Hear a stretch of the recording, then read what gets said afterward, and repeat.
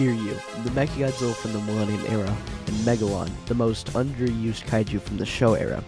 These two are some of my favorite kaiju characters from the Godzilla franchise, so I was wondering what would happen if they fought. First, let's go over the categories they're going up against: strength, battle IQ, durability, and power.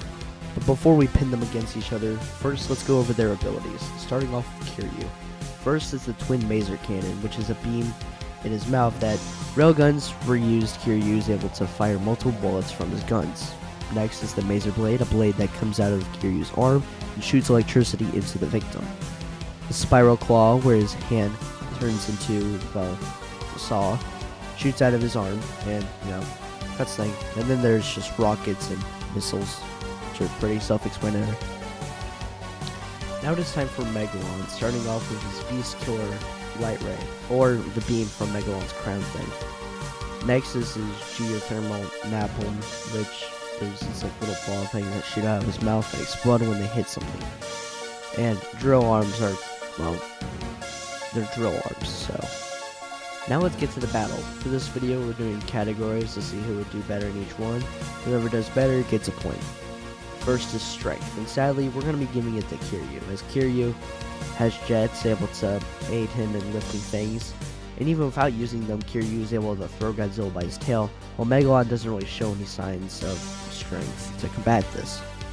Now it's battle IQ, and this one we're going to be giving it to Megalon. Megalon seems to be old and knowledgeable about fighting, while Kiryu's captains did have to go through training, and they haven't been fighting for as long as Megalon has, and aren't as knowledgeable while fighting giant kaiju, so this round is going to be going to Megalon.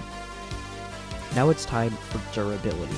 We're going with Kiryu on this one, with his body parts being easily replaceable and being hardly damaged in his fight against Godzilla in both of his movies, while Godzilla was, damaged with a scar on his chest.